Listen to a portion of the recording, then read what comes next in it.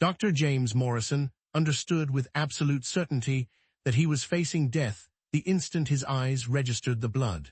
The quantity of blood itself was not the determining factor, although there was indeed a substantial amount, dark, viscous fluid pooling beneath the lioness's magnificent body, where she had instinctively chosen this rocky outcropping as the location to bring her cubs into the world. The lioness herself, despite being an awe-inspiring creature of approximately 400 pounds of pure muscle and raw predatory power, was not the source of his mortal certainty either. Her breathing had become increasingly labored and irregular as her powerful body worked its way through the final, most difficult stages of the birthing process. What made James absolutely certain that his death was imminent was not the laboring mother before him, but rather the massive male lion positioned approximately 20 meters away, silently observing everything that was unfolding. This particular lion bore the name Scar, not because of any visible physical wounds or injuries marking his body, but rather because of his extensively documented behavioral profile that had earned him this ominous designation. Over the course of the past decade, this specific male had been responsible for killing 3 veterinary assistants who had been working in various capacities at the reserve. Beyond these fatal encounters, he had launched attacks against researchers on 6 separate documented occasions. His personality profile painted a picture of a creature that was intensely territorial, profoundly aggressive, and utterly unpredictable in his responses to human presence.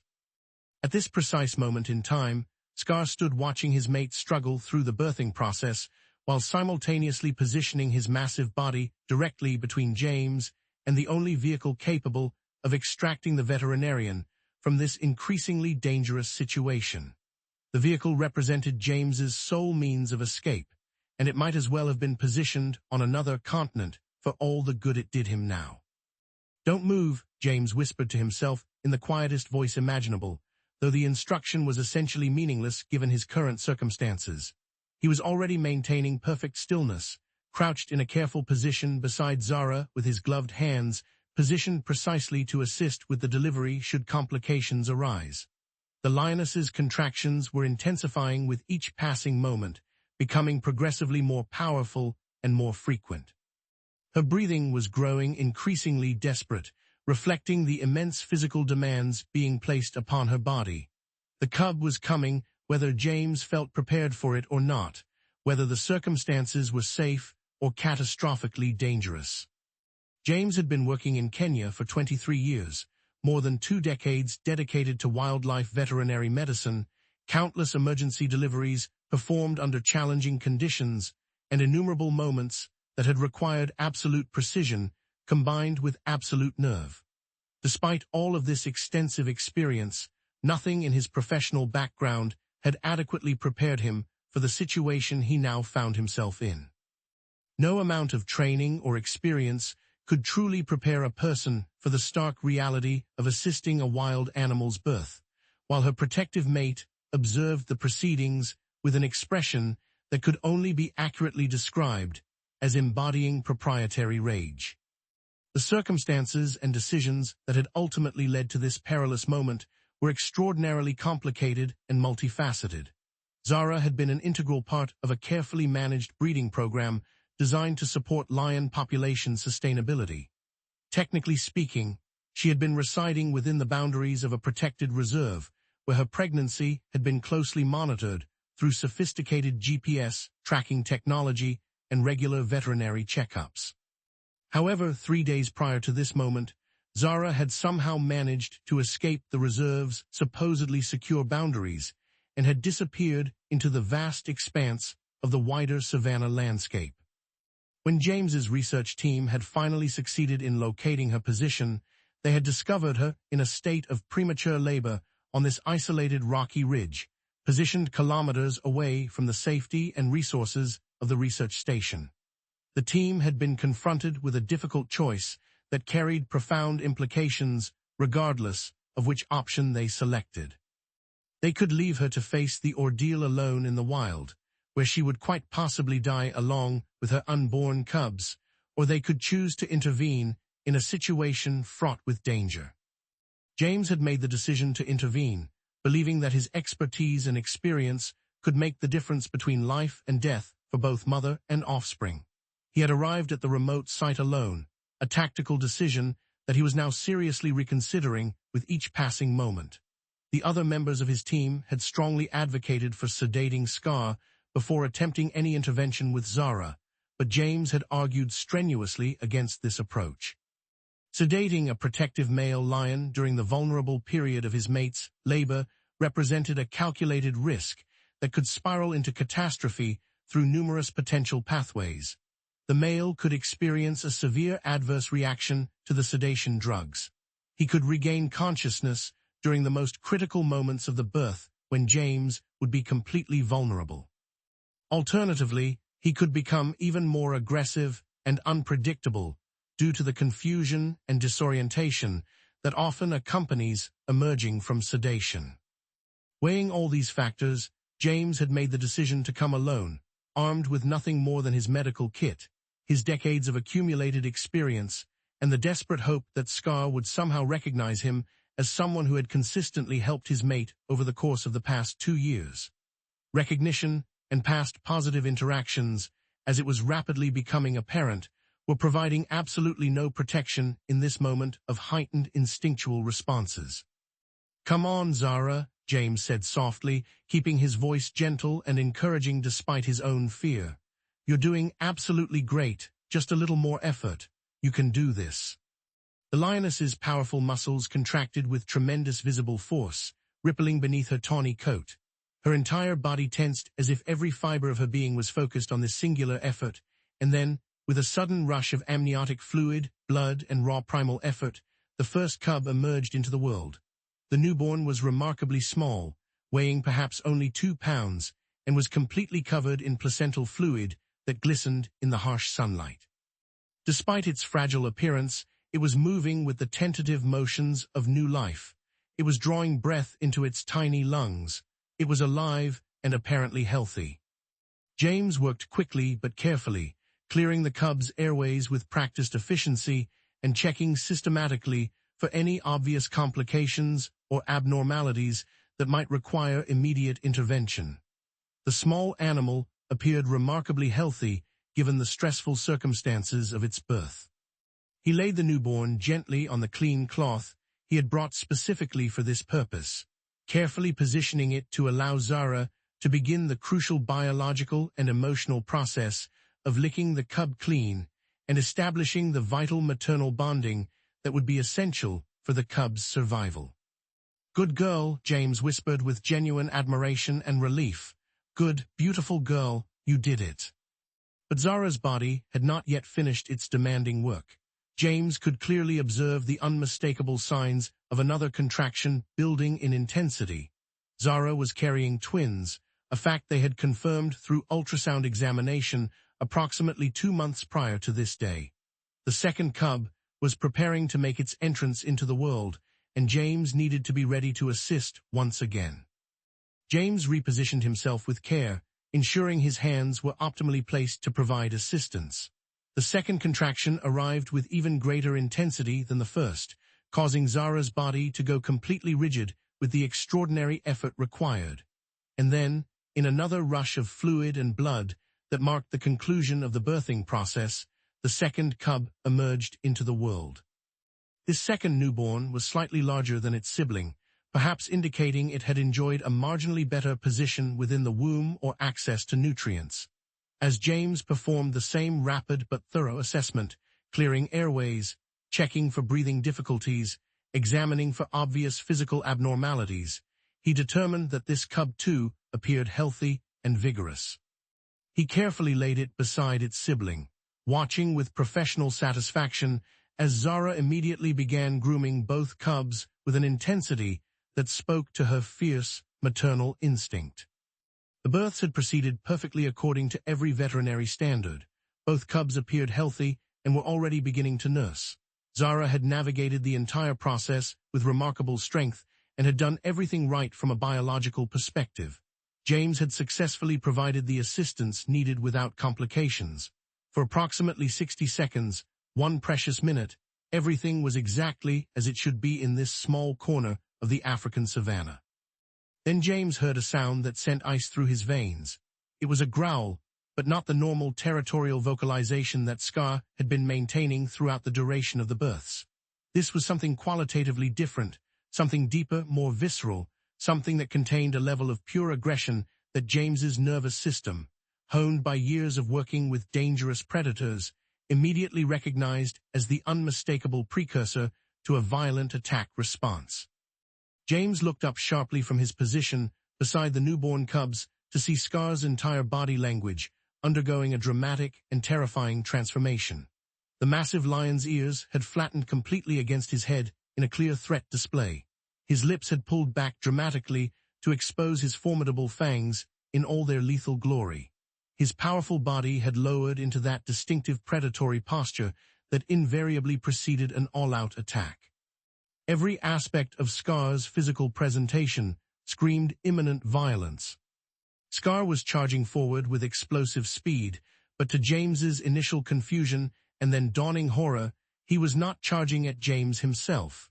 The male lion was charging directly at Zara, his own mate who had just given birth to his offspring. "No," James shouted with every ounce of volume his lungs could produce, and then his body reacted on pure instinct before his conscious mind could fully process the implications of what he was doing. He threw himself bodily between the charging male lion and the vulnerable lioness, interposing his own fragile human form between 500 pounds of enraged predator and its intended target. It was quite possibly the most monumentally stupid decision of James's entire life, a choice that defied every principle of self-preservation and rational thought. But his body had reacted on an instinct even more fundamental than self-preservation, the instinct to protect the mother, to protect the helpless cubs, to protect them even from the father who should have been their protector.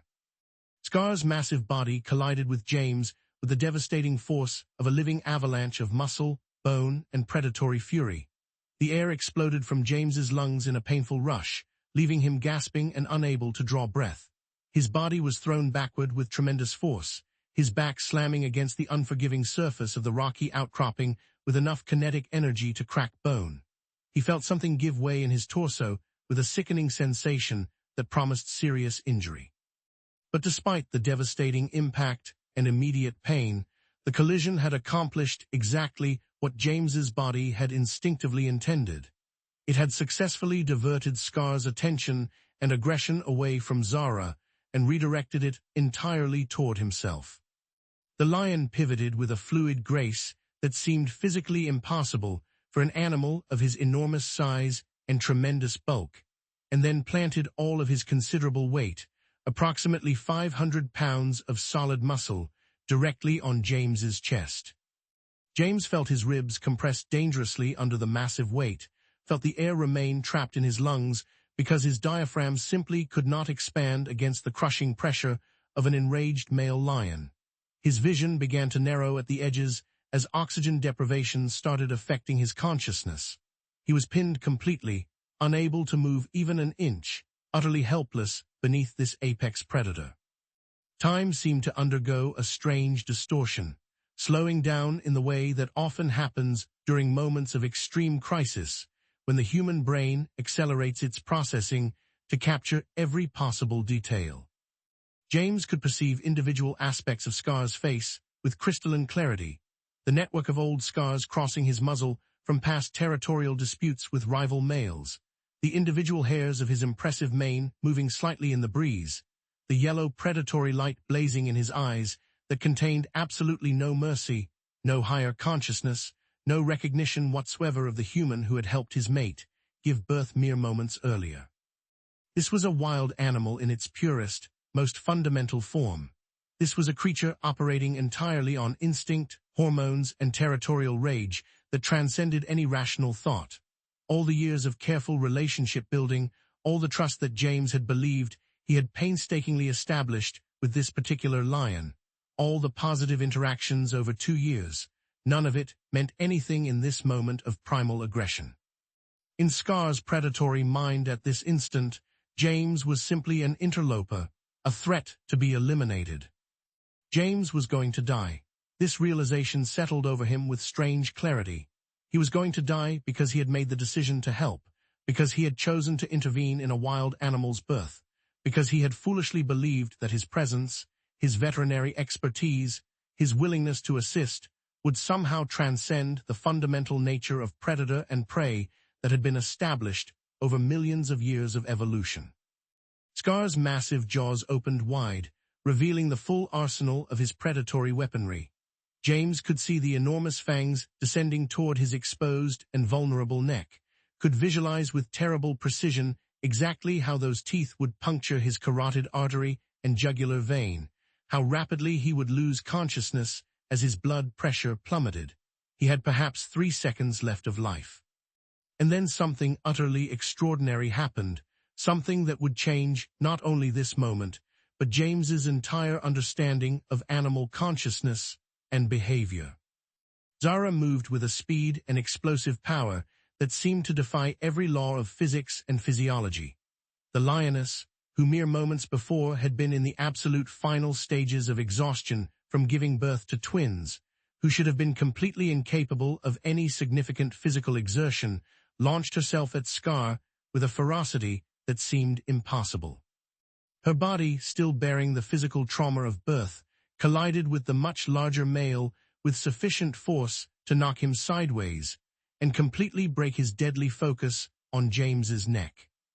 For a brief, precious moment, James was able to gasp desperately for air, his compressed lungs finally able to expand, his heart able to resume something approximating its normal rhythm after what had felt like an eternity of compression and proximity to death.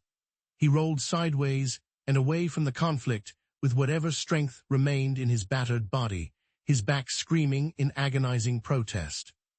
He had definitely cracked something in his torso, possibly multiple ribs, but the pain was secondary to the stunning realization that he was still alive.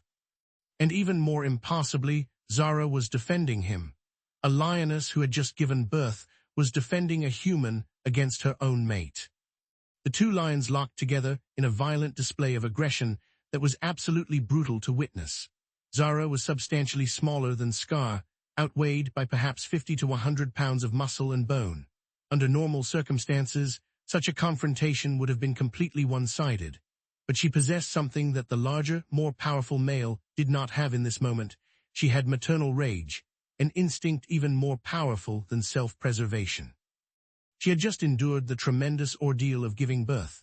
She had 2 completely vulnerable cubs depending utterly on her for their survival. And somehow, through some process that James could not begin to understand, she had made a conscious decision that this human, the one who had helped her through the birth, who had ensured her cubs came safely into the world, was worth protecting, even at tremendous risk to herself and potentially to her offspring. The fight lasted perhaps 30 seconds, though to James it felt simultaneously like an eternity and an instant. Scar, completely overwhelmed by Zara's unexpected ferocity and apparently still confused by her sudden and unprecedented aggression toward him, made the decision to disengage from the conflict. The large male backed away several meters, his ears still flattened in anger, his body still visibly tense and ready to resume the attack, but his immediate attack instinct had apparently been overridden by shock and confusion at his mate's behavior. Zara positioned herself deliberately between James and Scar, her breathing heavy and labored from the combined exertion of birth and combat, her body still displaying complete readiness to attack again if the male made any move toward either James or her cubs. She looked directly at James with an intensity that was almost overwhelming, and in that prolonged moment, something profound passed between them, a recognition, a deep understanding, a moment of genuine connection that transcended the supposed boundaries between species and instinct. Then, apparently satisfied that the immediate threat had been neutralized, Zara turned back to attend to her cubs, who had been mewling anxiously during the brief but violent confrontation. James remained on the hard ground, utterly unable to move, his entire body racked with waves of pain that seemed to emanate from his chest and radiate outward to every extremity. He could hear the distinctive sound of the team's vehicle approaching in the distance, growing progressively louder. The research team had been monitoring the situation remotely via satellite and GPS tracking systems and had observed the conflict escalating to dangerous levels. They were coming to extract him. They were perhaps 3 minutes away, possibly less. But those 3 minutes felt like an eternity as James lay there, struggling to breathe normally, each inhalation sending sharp pains through his damaged ribs. Scar had retreated to a position approximately 15 meters away, but the male lion had not left the ridge entirely. He remained clearly visible, still watching the scene intently, still tense, still radiating an aggression that strongly suggested this dangerous situation was far from completely resolved. James could feel the male lion's yellow predatory eyes on him, burning with an intensity that made every survival instinct in his body scream at him to run, to get away, to put distance between himself and this dangerous animal. But James could not run even if he had wanted to. He could barely breathe without experiencing stabbing pains. He could not have stood up if his life depended on it. He was utterly helpless, completely dependent on his team, arriving before Scar decided to make another attempt. The vehicle finally came skidding around the rocky ridge in a spray of dust and gravel, and James's team emerged in a controlled chaos of emergency protocol and well-rehearsed procedures. They had tranquilizer rifles at the ready. They had comprehensive medical equipment. They had the institutional knowledge and training to respond effectively to exactly this type of crisis situation. But as they emerged from the vehicle, something unexpected changed in the dynamics of the situation. Scar, observing the humans exiting the vehicle in numbers, recognizing that the threat was multiplying and that he was now significantly outnumbered, made a tactical decision. Instead of attempting to attack James again or remaining to defend what he perceived as his territory, the large male turned and bounded away from the ridge with surprising speed, disappearing into the acacia trees and the vast landscape beyond, his tawny form quickly becoming invisible against the golden grass and dappled shadows. The immediate mortal danger had passed, at least for the moment. What followed was an intensive flurry of medical assessment and emergency care.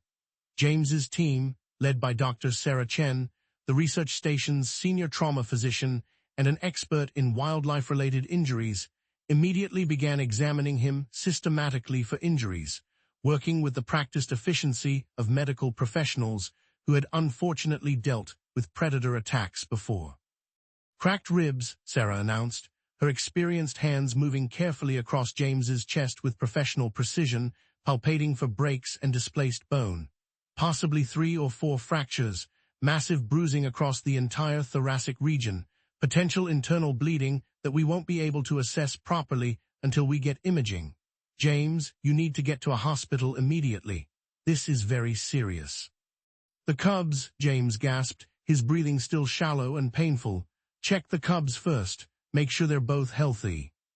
"The cubs are absolutely fine," another team member named Marcus reported.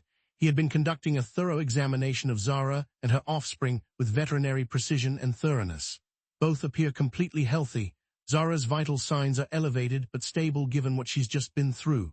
Remarkably, she has sustained very few injuries from that confrontation. This lioness took a massive physical hit to protect you, and she's barely got a scratch on her. It's extraordinary." As Marcus spoke these words, James finally allowed himself to begin processing the full magnitude of what had actually happened in those terrifying moments. Zara had attacked her own mate, the father of her cubs, her partner, the male who provided territorial protection for her and her offspring. Zara had deliberately risked her own safety and potentially compromised the safety of her completely vulnerable newborn cubs to protect a human being. That should have been impossible according to everything science understood about animal behavior. That should have fundamentally defied the principles of evolutionary biology and maternal instinct. A mother's primary biological imperative is to protect her young above all else. A lioness in the immediate postpartum period, exhausted and vulnerable, should be focused entirely and exclusively on her cubs. She should not be capable of risking their safety for any reason, certainly not to protect a member of another species. And yet Zara had done exactly that. She had made a choice that appeared to prioritize James's life over the conventional hierarchy of maternal priorities. James was transported to the Nairobi hospital via emergency helicopter medical evacuation, where comprehensive imaging scans revealed 4 cracked ribs, significant soft tissue damage throughout his thoracic region, and a moderate amount of internal bleeding that the doctors believed would resolve on its own with proper rest, careful monitoring, and time for his body's natural healing processes to take effect. The attending physicians told him repeatedly that he was extraordinarily lucky to be alive. They explained that a few centimeters to the left and Scar's body weight would have completely collapsed his lung, requiring emergency surgery and potentially causing permanent damage. A few millimeters deeper with those massive paws, and the lion's claws could have severed critical arteries, causing James to bleed out within minutes, even with immediate medical intervention. As it was, with proper treatment and adequate rest, James would recover completely and fully with no permanent physical damage. Over the next 3 weeks, as James recovered in the hospital, undergoing physical therapy and gradually regaining his strength, the story began to circulate beyond the immediate research community. A veterinarian had assisted a lioness's difficult birth in the wild. The female's protective mate had violently attacked the veterinarian, and the lioness herself had intervened, protecting the human who had helped her, even at tremendous risk to herself and her newborn cubs. The narrative spread rapidly across social media platforms, being shared thousands and then millions of times. Wildlife organizations from around the world began reaching out, requesting interviews and additional information. International news outlets started running features on the story, complete with photographs and video footage that the research team had captured. And once again, the fundamental question that had haunted James throughout his entire professional career came to the forefront of scientific and popular discussion. What did it mean that a wild animal had protected a human being? But there was something else, something more profound that the sensationalized news stories did not fully capture or understand. Something that James understood intuitively but struggled to articulate even to himself in the quiet moments of his hospital recovery. Zara had recognized him not simply as a human being in general, but specifically as someone who had helped her. And in that critical moment, when Scar had attacked with lethal intent, Zara had made what could only be described as a conscious choice. She had evaluated the situation, recognized the danger to James, and decided to protect the being who had protected her, who had helped bring her cubs safely into the world. That was consciousness in its truest form. That was memory functioning across time. That was gratitude expressed through deliberate action rather than mere instinct. 2 weeks after his discharge from the hospital, still bearing bandages and moving with considerable care, James made the difficult decision to return to the reserve. Against explicit medical advice, against the strong recommendations of his colleagues who believed he was taking an unnecessary risk, and against the protests of his own body, which still sent sharp pains through his torso with any sudden movement, he returned to the ridge where Zara had given birth and where she had saved his life. What he found waiting there would profoundly change everything he thought he understood about animal consciousness. Zara was there, apparently waiting for him. The lioness was no longer in the immediate postpartum recovery period. Several weeks had passed, and her body had healed remarkably well from the birth. Her cubs, both healthy and visibly thriving, were nursing contentedly beside her, already noticeably larger than when James had last seen them. But the moment Zara observed James's vehicle approaching slowly along the ridge, she rose to her feet with purpose and began moving deliberately toward him. There was no hesitation in her movement, no uncertainty, only clear intention. James exited the vehicle slowly and carefully, his ribs still wrapped in supportive bandages, his body still healing and vulnerable, but his heart absolutely full of a recognition and gratitude that he had come to understand deeply over the past weeks of reflection. This lioness had saved his life. This wild animal had made a choice to protect him at great personal risk. Zara approached him slowly and deliberately, each movement conveying purpose rather than predatory intent. When she reached him, she did something that no wild animal should ever do, something that defied every principle of animal behavior that James had been taught during his extensive training. She pressed her massive head gently but firmly against his chest, placing it directly over his wounded ribs, directly over the exact location where Scar had almost killed him with his crushing weight. And she held it there for several long seconds, applying gentle pressure that somehow did not cause pain despite his injuries. It was an unmistakable gesture of affection and connection. It was a gesture of recognition that seemed to acknowledge the extraordinary bond that had been forged between them in that life-or-death moment when she had chosen to protect him. It was a deliberate act of communication across the boundary of species. "I know," James whispered, his voice thick with emotion, his hand moving instinctively to touch the lioness's magnificent mane with reverence. "I know what you did, and I am so grateful. Thank you for saving my life." Behind Zara, her two cubs approached cautiously, driven by curiosity about this strange creature their mother was interacting with so peacefully. The male cub was already slightly larger, with coloring that perfectly matched his mother's tawny coat. The female cub was smaller, but had distinctive markings on her face that James recognized immediately as being unusual and striking. He could already tell that she was going to be extraordinary.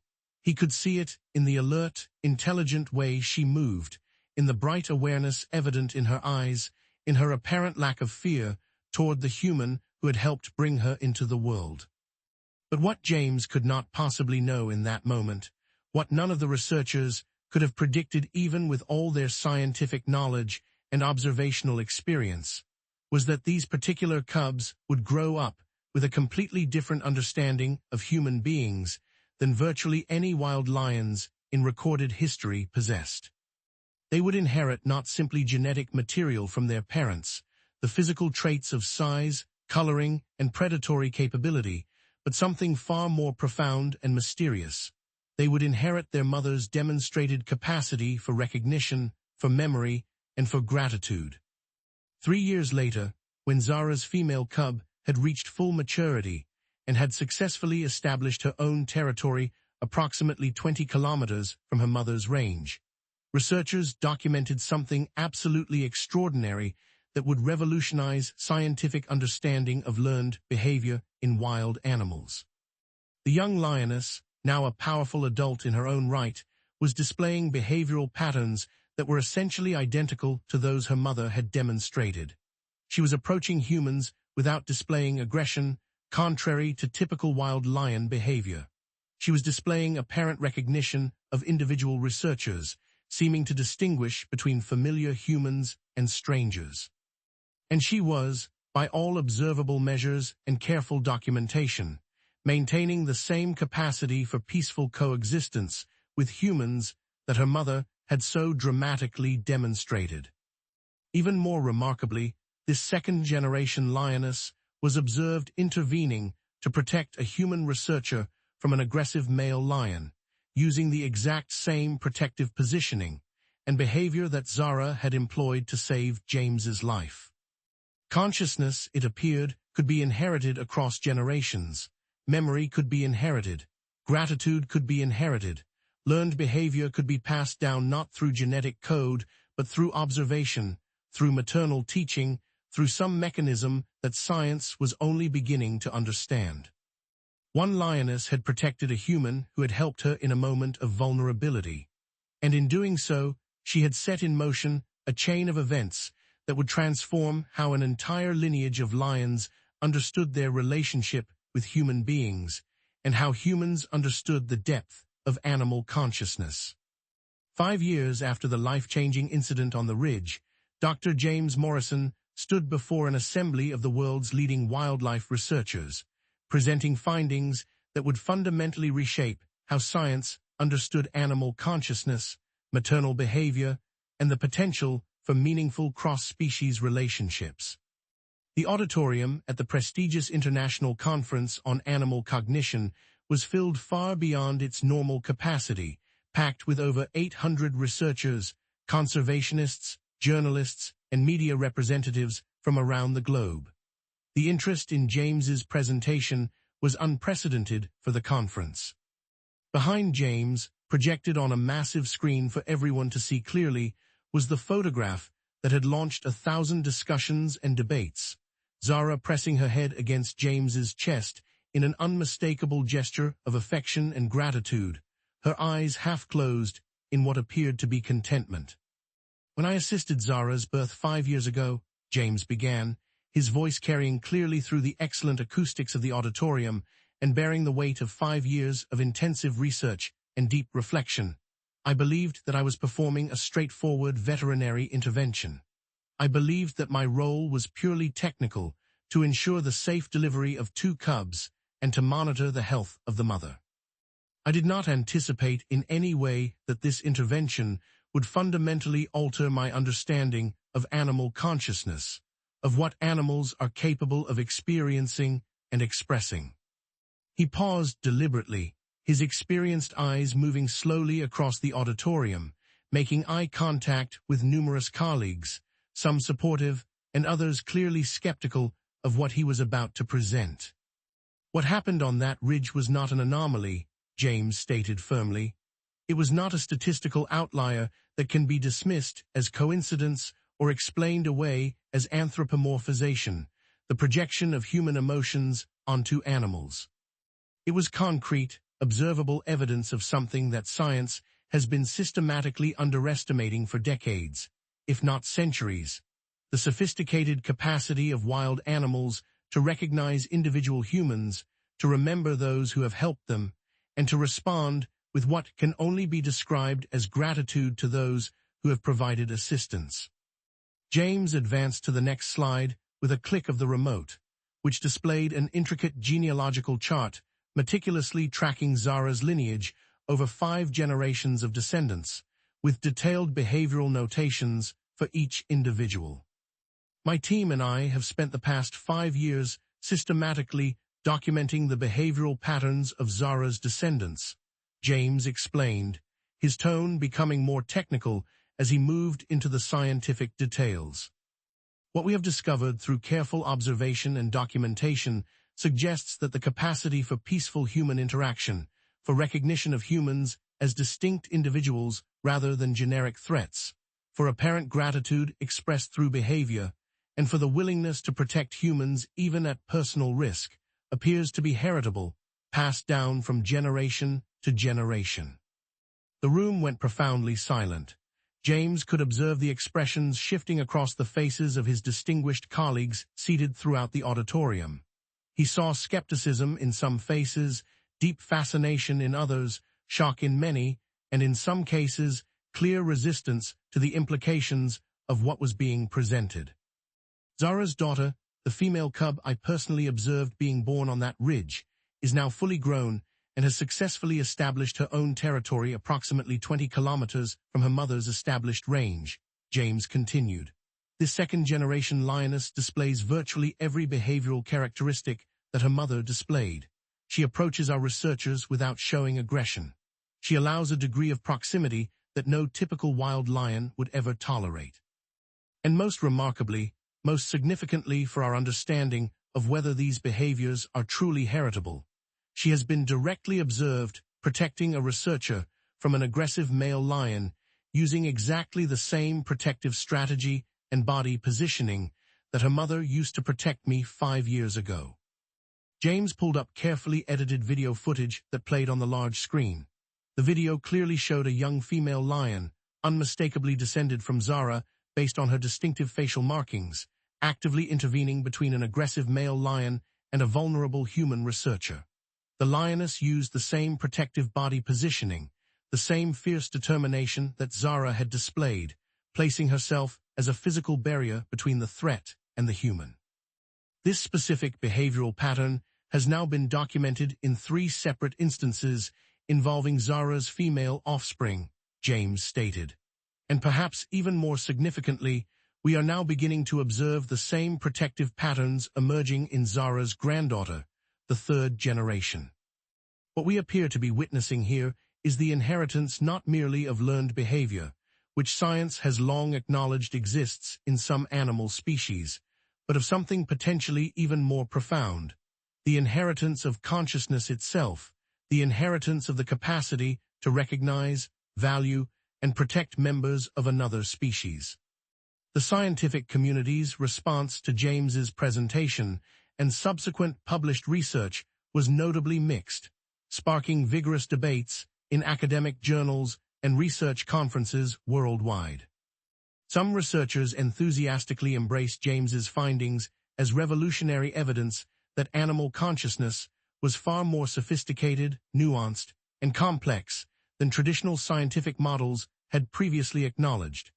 These supporters argued that the documented behaviors across multiple generations provided compelling evidence that could not be easily dismissed or explained through simpler mechanisms. Others remained deeply skeptical, insisting that the observed behaviors could be adequately explained through standard animal conditioning and learned responses passed from mother to offspring through normal observation and imitation. These critics argued that James was reading too much into behaviors that had more prosaic explanations grounded in established behavioral science. However, the global public's response was unambiguous and overwhelmingly positive. The story of a lioness who had protected the human who helped her give birth, and whose descendants were continuing that protective behavior across multiple generations, captured something essential about how people desperately wanted to understand their relationship with the natural world and the animals with whom they shared the planet. Documentary film crews from major networks descended on the reserve, seeking to capture footage of Zara and her descendants. Publishers competed to release books analyzing the implications of James's research. Universities around the world began offering specialized courses analyzing the scientific, ethical, and philosophical implications of cross-species consciousness and connection. And Zara herself became a powerful global symbol of the possibility that consciousness genuinely transcended species boundaries, that gratitude was a real and observable phenomenon in animals, and that animals deserved to be recognized and respected as conscious beings truly capable of emotional response, memory, and even moral choice. 10 years after the incident on the ridge, Dr. James Morrison published his comprehensive life work, Maternal Recognition and Cross-Species Consciousness, The Evolution of Human-Lion Interaction in Panthera leo. The substantial book, running to over 400 pages, was part rigorous scientific text with extensive data and analysis, part personal memoir chronicling his experiences, and part philosophical meditation on the profound nature of consciousness and connection across species boundaries. In the final chapter, titled simply, What Zara Taught Me, James wrote with both scientific precision and emotional honesty. When Zara attacked her mate to protect me, she made a choice. This was not merely an instinctive response hardwired by evolution. This was not a conditioned behavior resulting from repeated training. This was a genuine choice made by a conscious being evaluating a complex situation. She recognized that the human who had helped her was in mortal danger. She assessed the threat. And she deliberately decided to risk her own safety and potentially compromise the safety of her completely vulnerable newborn cubs to protect that human. This is consciousness in its truest, most profound form. This is moral reasoning. This is the capacity to recognize another being's intrinsic value and to act in accordance with that recognition, even at tremendous personal cost and risk. For my entire career, spanning more than 2 decades, I operated under the firm assumption that consciousness was uniquely human. I believed that genuine emotion was uniquely human. I believed that the capacity to choose compassion over self-interest, to prioritize the welfare of another being over one's own safety, was uniquely human. Zara proved me completely wrong. What Zara taught me is that consciousness exists in the natural world in forms and expressions that we have barely begun to recognize, much less understand. It exists in a lioness's willingness to protect a human despite the risks. It exists in her offspring's apparent recognition of that specific human as distinct from other humans. It exists in their willingness to approach without aggression, to display what can only honestly be described as affection and trust. The implications of this recognition are profound and far-reaching. If consciousness is not uniquely human, if animals possess the genuine capacity to recognize, to remember across time, to choose between different courses of action, and to respond with apparent gratitude, then our entire ethical relationship with the natural world needs to be fundamentally reevaluated from the ground up. We are not the only conscious beings on this planet. We share our world with countless other conscious beings, each experiencing their existence in their own way, all potentially capable of emotion, all potentially capable of choice, all deserving of respect, protection, and ethical consideration. 15 years after the incident that had changed his life and his understanding of the world, James made the difficult decision to retire from active field research. He was 58 years old now, his body bearing the accumulated scars and wear from more than 2 decades of intensive wildlife work in challenging conditions. His heart was full of the rich experiences he had accumulated, the relationships he had built with both humans and animals, and the deep knowledge he had gained. On his final day at the research station, before transitioning to a purely advisory role, James made one last journey to the ridge where Zara had given birth to her cubs and where she had saved his life. He brought with him a state-of-the-art satellite-tagged camera, representing the latest advancement in conservation technology, to document what had become something of a pilgrimage site for researchers and conservationists from around the world who wanted to visit the location where this extraordinary story had begun. What he discovered there moved him to tears that flowed freely down his weathered face. Zara was dead. She had lived a remarkably full life, unusual in its length for a wild lion who faced constant environmental challenges and dangers, and had passed away peacefully. Approximately 8 months prior to James's visit, her body had been discovered by members of the research team and had been documented with all the reverence and respect that a creature of such profound significance deserved. Her death had been from natural causes associated with age, a blessing in the often brutal world of wildlife where most predators die violently. But though Zara herself was gone, her legacy remained vibrantly alive and thriving in ways that exceeded even James's most optimistic projections. Zara's daughter was now the dominant female of a substantial pride that had grown to over 15 individuals spread across a significant territory. And remarkably, almost impossibly, every single member of that pride displayed the same behavioral patterns that had originated with Zara 15 years earlier. They approached humans without displaying aggression or fear, contrary to typical wild lion behavior. They displayed apparent recognition of individual researchers, distinguishing between familiar humans and strangers with what seemed like deliberate awareness. And they maintained a level of peaceful coexistence with humans that was absolutely unprecedented in wild lion populations anywhere in the world, defying decades of established understanding about lion-human relationships. James knelt carefully at the specific spot where Zara had given birth, where her blood had soaked into the rocky ground, where new life had emerged into the world, and he allowed himself to weep deep, cathartic sobs that came from the deepest part of his being. He wept for the lioness who had protected him and saved his life. He wept for the recognition she had shown him, seeing him as an individual worthy of protection rather than simply as a generic human threat. He wept for the profound gift she had given him, the gift of understanding that consciousness was far more vast, far more beautiful, and far more mysterious than he had ever imagined during all his years of scientific training and research. And he wept for gratitude itself, for the recognition that when one being helps another being, when one consciousness touches another consciousness with compassion and care, something sacred occurs. Something that transcends death, transcends species boundaries, transcends all the artificial walls and categories that humans had tried to erect between themselves and the natural world.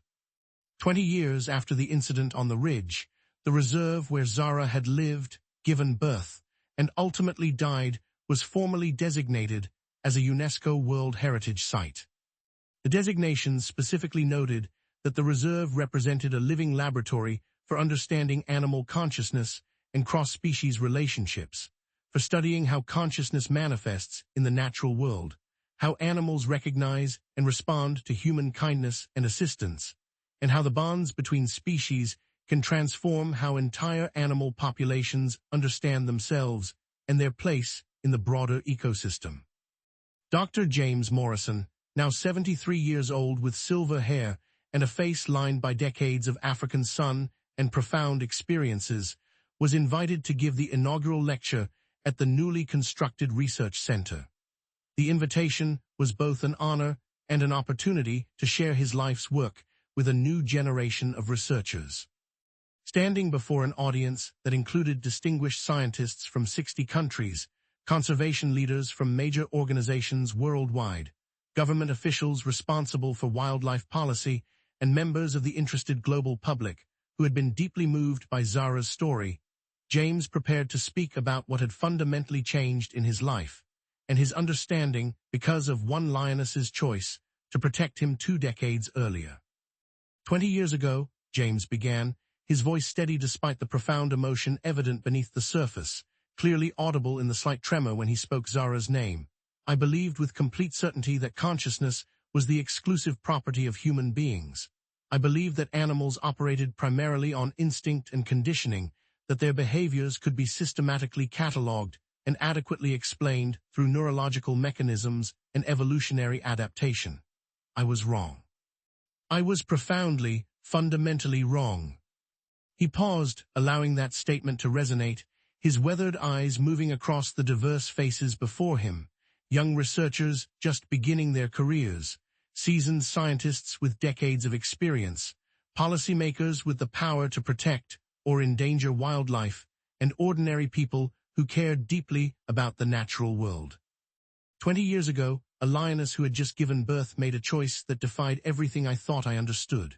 When her mate attacked me with lethal intent, Zara had every biological reason to remain focused on her newborn, vulnerable cubs. Instead, she attacked her own mate, the father of those cubs, her protector, her partner. She chose to prioritize my life, the life of a human, over her mate's aggression, and potentially over the immediate safety of her offspring. She chose compassion over instinct. She chose protection over the natural order. James's voice grew stronger, more passionate, as he continued. That single choice changed everything, not just for me personally, though it certainly saved my life, but for how I understand animals, how I understand consciousness, how I understand what it means to be human in a world populated by countless other conscious beings who are all worthy of respect, all capable of emotion, all deserving of protection and ethical consideration. As James spoke those words at the research center, in the reserve beyond the buildings and human infrastructure, Zara's great-great-granddaughter moved through the golden grass of the savannah with the fluid, economical grace characteristic of apex predators.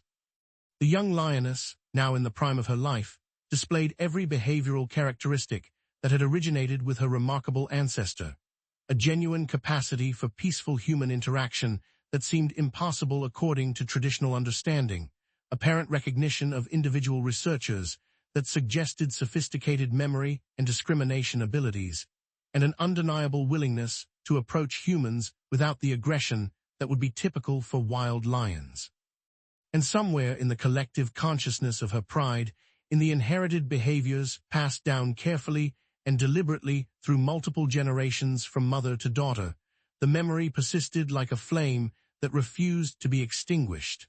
A lioness had once made an extraordinary choice to protect a human who had helped her. And that protection, that single decision made in a moment of crisis 20 years earlier, had set in motion a profound transformation that continued to reshape how an entire lineage of lions understood itself and its relationship with human beings.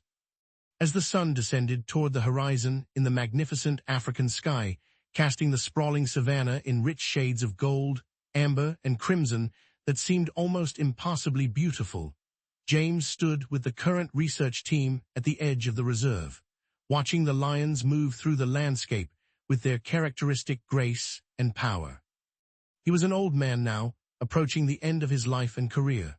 He would not live to see how far Zara's legacy would ultimately extend, how many generations into the future would inherit this remarkable capacity for cross-species recognition and protection. But he knew with absolute certainty that it would continue.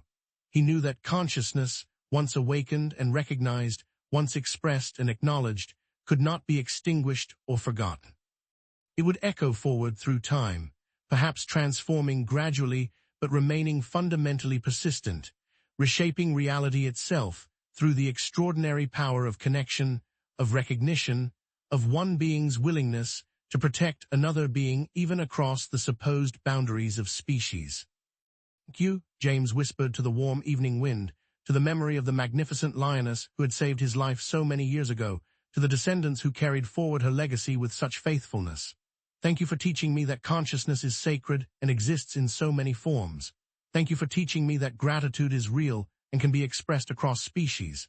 Thank you for teaching me that love, true, authentic, cross-species love and respect, is perhaps the most powerful force in nature." At that precise moment, as if responding to his words, a young lioness in the distance turned her magnificent head and appeared to look directly at James across the considerable distance separating them. For one extended moment, a moment that seemed to stretch and expand beyond normal time, their eyes met across that distance, across the gulf of species, across all the supposed boundaries that should have separated them. And in that profound meeting of gazes, something extraordinary occurred. A recognition, an acknowledgement, a continuation of the bond that had been forged 20 years earlier when a veterinarian had helped a lioness give birth in a moment of desperate need, and she had chosen to protect him at tremendous personal risk. Zara was dead, her physical form long since returned to the earth. But Zara lived on, vibrantly, powerfully, transformatively. She lived on in her descendants who carried her lessons forward. She lived in the hearts of millions of people around the world who had been transformed by her story and had come to see animals differently as a result. She lived in the transformed understanding of what consciousness truly was, what gratitude could mean, what love could look like across the boundaries that humans had believed were absolute and impermeable. This was Zara's true legacy, not simply the dramatic story of a lioness who had protected a human in a moment of crisis, though that story remained powerful and moving.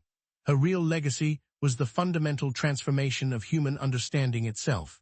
It was the growing recognition that consciousness was not uniquely human, not limited to one species, but existed throughout the natural world in diverse and sophisticated forms. It was the acknowledgement that gratitude was real and observable in animals, not merely a projection of human emotions. It was the understanding that animals were not biological machines operating on simple instinct, but rather were complex beings worthy of respect, protection, ethical consideration, and yes, love. A veterinarian had helped a lioness give birth during a moment of desperate need.